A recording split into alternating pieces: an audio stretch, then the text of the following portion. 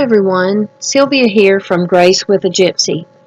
Welcome to my genealogy research series where I will teach you the ins and outs of tracing your family tree. In today's video, I'll be teaching you the first steps you need to take in tracing your family's history.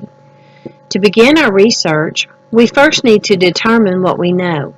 We think we know a lot about our families because, well, we know them.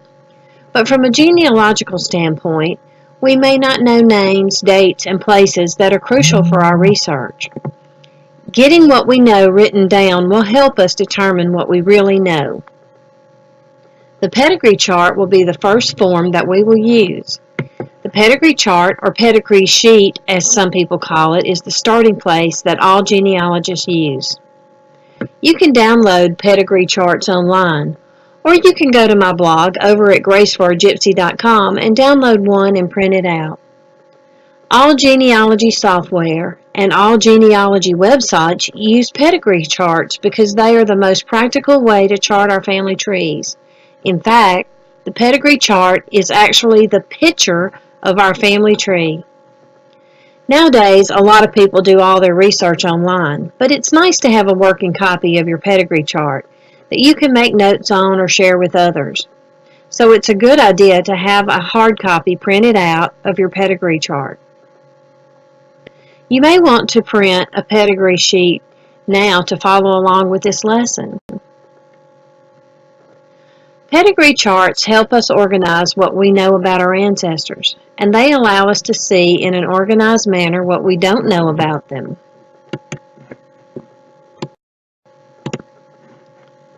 There are places on a pedigree chart to enter information about the names of our ancestors, the dates and places of birth, dates and places of marriages, and the dates and places of deaths. The pedigree chart is very simple to use, but it does have a few guidelines. These guidelines should be used when recording information in every chart used in genealogy. By sticking to these basic standards of recording information, it will help you reduce mistakes. Let's go over some of these guidelines quickly.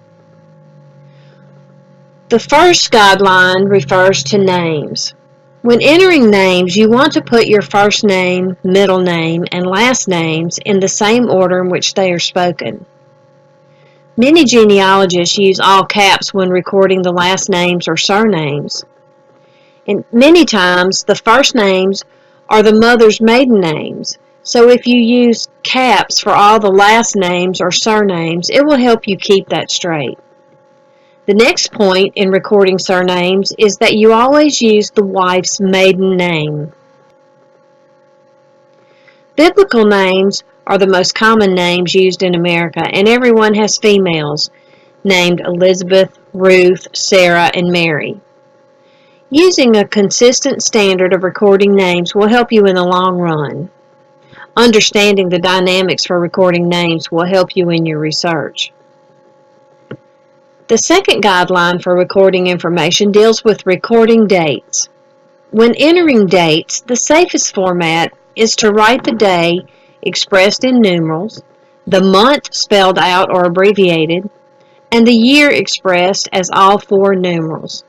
For example, August the 10th, 1963 should be written 10, the word August, the numerals 1963.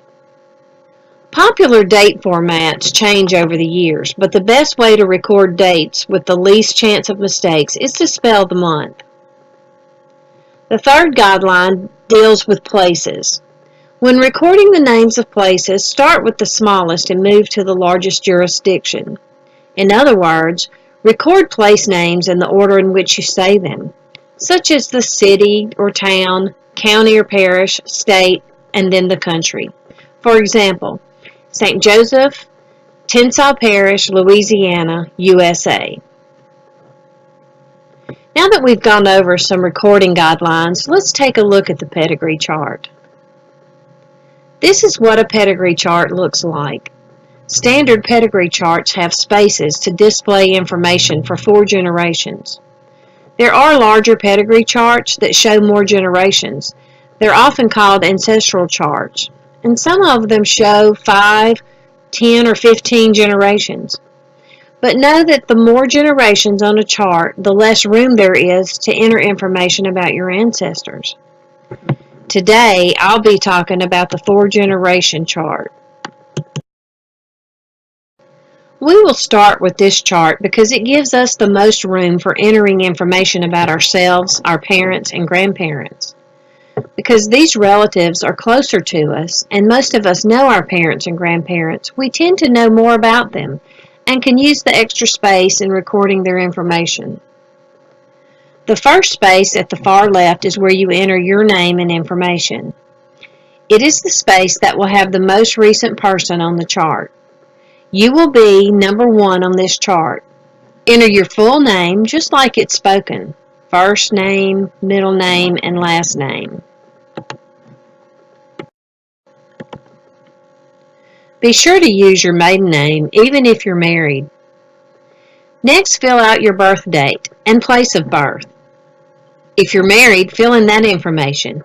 You can enter your spouse's name in the line below your name. Next, we will need to enter the information about your parents. Your father's information will be entered in the upper section of the next level. He will be the number 2 person on the pedigree chart. Your mother's information will be entered in the lower section of the next level. She'll be in the number 3 place. Enter all the information on your parents that you know. If there's any information that you do not know, leave it blank. As you enter your parents' information, keep in mind that your paternal information will be entered on the upper line of each generation. Your maternal information will be entered on the lower line of each generation. Each person on the pedigree chart will have a number that corresponds to them and their information. Males will have even numbers and females will have odd numbers. After you have filled out 4 generations of information, you will need to create additional pedigree charts as you work your way backward. Each person on the 4th generation place on the original chart will need to be the number 1 person on a new chart as you find out more information about that family. When entering them on the new chart, be sure to note their number on the original chart so you'll be able to easily follow through the families from generation to generation. In addition to your ancestors' numbers, your new charts will also need to be assigned numbers, such as chart number 1, 2, 3, etc. Your person in the number 1 position on the new chart must have a notation letting you know the person number in the old chart. When you have filled in all the information you have in your first 4-generation pedigree chart, you will be able to see all the information you know about your ancestor in one place. But more importantly, you will now also be able to see what you don't know. Seeing what you don't know will give you a starting place for your research.